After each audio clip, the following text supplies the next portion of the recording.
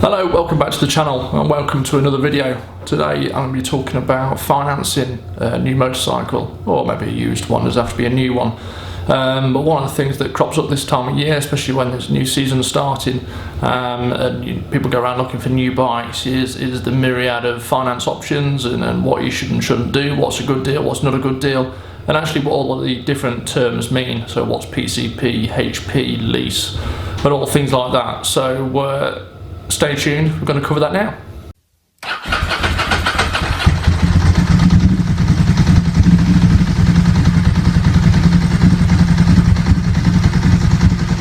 So as I said, we're going to go through some options on buying a nice new shiny motorcycle. There's a couple of things we're going to go through. Firstly, we're going to talk about the different types of finance you can use, whether it's better or worse. Not necessarily going to be my opinion, but it's going to be sort of general information about it. You can make your own mind up as to whether you want to go down a certain route, but there's a few pointers for you to have a look at here. Then we're going to go through a few examples, because there's examples on there available online, and you can see the difference, the things like APR and all that kind of stuff means. I'll explain that as we go on. And then next we're going to do a few comparisons. So how much difference does deposit make, increasing, decreasing the deposit, the different APR and things like that. So there's 5 main ways really that you can buy your motorbike. You can use cash, you can get on PCP, you can use HP, lease, and also a loan. But what do all these things mean? Well, I think cash is quite straightforward. Simply using a bundle of cash, going into a dealer or private sale and buying your motorbike there and then with the cash. PCP and lease, I'll kind of treat them not the same but very similar. PCP is personal contract purchase. Lease is normally termed as personal contract hire. They're very similar in the way they work, but there's some fundamental differences between them. Then you've got HP, which is hire purchase, and then a good old-fashioned bank loan is the final option. So what do all these things mean? Now, I've got a little graphic on the screen here, which is hopefully going to sort of visually demonstrate the difference between these 5 options. Here you've got a cash purchase. It's relevant how much this bike actually costs, but this is the full cost of the bike, and we're going to say it's a brand new bike for argument's sake. It makes things a lot easier to work out then. So you've got the cost of the bike here. So that's £10,000 for an example. It could be 5, could be 2, could be 10. It doesn't really matter in this case. So you've got a £10,000 bike here. On a PCP, and indeed a lease, but let's ignore the lease for the time being. On a PCP, what will happen is you will have a certain amount of time to make payments. The agreement will be over a certain amount of time. They're normally around 3 years. You can get 12 months ones, you can get 4-year ones, but normally they're around about 3 years. 2 to 3 years is really the normal time frame. And what happens is you'll be given an interest rate, which is your APR, which is your annual percentage rate. And it's important when you're talking about finance that you use the APR, not a flat rate, so that's a different number. When you convert a flat rate into an APR, the APR will essentially go up. Well, the APR won't go up, but it'll be higher than comparing against a loan where you're talking about an APR. So always compare like for like, compare APRs for your different finance products. Now on a PCP, essentially your job is to pay off this here. So after your 36 months, say 36, 37 months, whatever time period it will be, you're paying off this amount here, whatever that is. So in this example, for argument's sake, let's say that this green box here is £5,000, 50%. That's your guaranteed final value of the bike after the 3-year term. The guaranteed future value, final value, balloon payment, whatever you like to call it, is essentially what the dealer or the manufacturer will give you for your bike at the end of the agreement. That's what it's going to be valued at.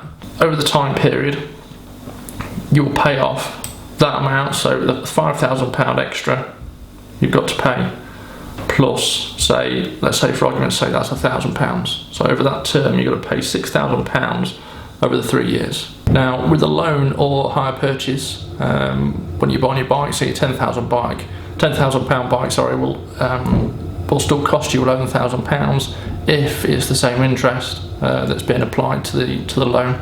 It's slightly different the way it works, but I won't go into that right now. You essentially have the choice of how long you pay that off over. So you could keep the payment similar to a PCP, but you'd have to take the loan over a longer period. So by the time you get to the 36 months, you will still have some of the loan left to pay, but hopefully the value of the bike, much with this PCP, will cover the cost of paying off that loan essentially.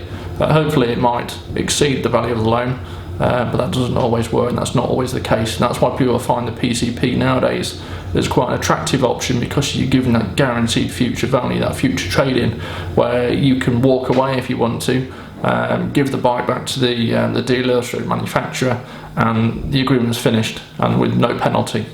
So let's have a look then at the BMW G310R. Why I picked one of these? Well, it's a fairly cheap bike, and you can get some reasonable deals on it. So in terms of what it actually looks like, here they are.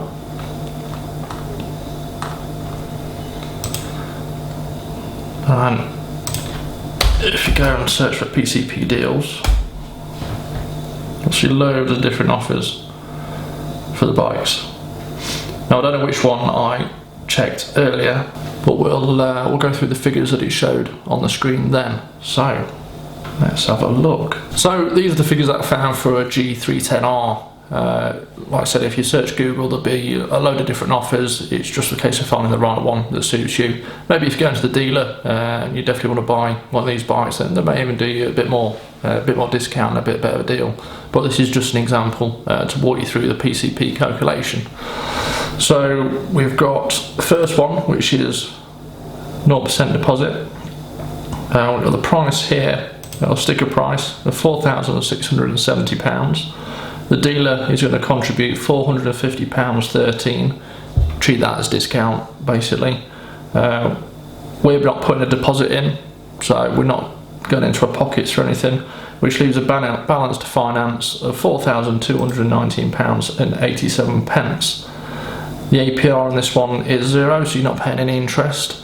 Now it's worth knowing at this point that some 0% interest deals will sound quite good with the fact they're 0%, but they might not attract as big a discounts as a higher interest rate. So you have to compare the different packages or different numbers that come with it. But on this one, the APR is 0. It's a 47-month term with essentially 4 years, and then the guaranteed future value is £1,765.06. So as I mentioned earlier, this is your balloon payment, or what will be left to pay at the end of the 4 years, and you have the option to either pay off that balance, so you can either refinance that with a loan or just simply pay it off out of savings, whatever you want to do. You pay that and the bike is yours. You can also choose to sell the bike after the 4 years, and if you sell it for more than that value, you obviously pay off the finance, but then whatever is left in the difference you get to keep. So if you sell it for £2,500, then you get to keep here around £650. But with everything that's worked out on this calculation, you see that the monthly payment is £52.23 per month. So for a motorbike over 4 years, you're paying £50 a month. It's not really a lot for a motorbike. Obviously, a lot is kind of subjective.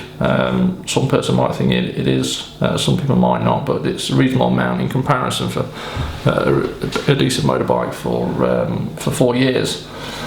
Now, what I want to do is just show you the difference between that calculation and over a slightly different calculation, is whether you're putting down £500 or £1,000 deposit, and how that actually affects the calculation. Now, You can go on some of the BMW websites and now they give you little sliders and things like that just to allow you to change the different parameters. But you can also use a website which I use called PCP Cal, I believe it's called. And it's very useful if you know the guaranteed future value, you know the dealer contribution and all those figures in the API. You can tend to work out roughly what your payments will be with different deposits, so you're not relying on the dealer to tell you what they are. But let's repopulate these ones. So because it's a 0% deal, it's actually quite easy to work this out. You don't need the calculator really to do this. You can just work it out based on the figures. So here we've got a £500 deposit. So your balance of finance comes down by that £500. And essentially the payments you're making is the £1,766 taken away from the 3,700 divided by 47 makes your monthly payment. That's kind of how it works, which is £41.57 with a £1,000 deposit. Then it comes down to £30.91. So that's a straightforward example of how the different deposits can work for you.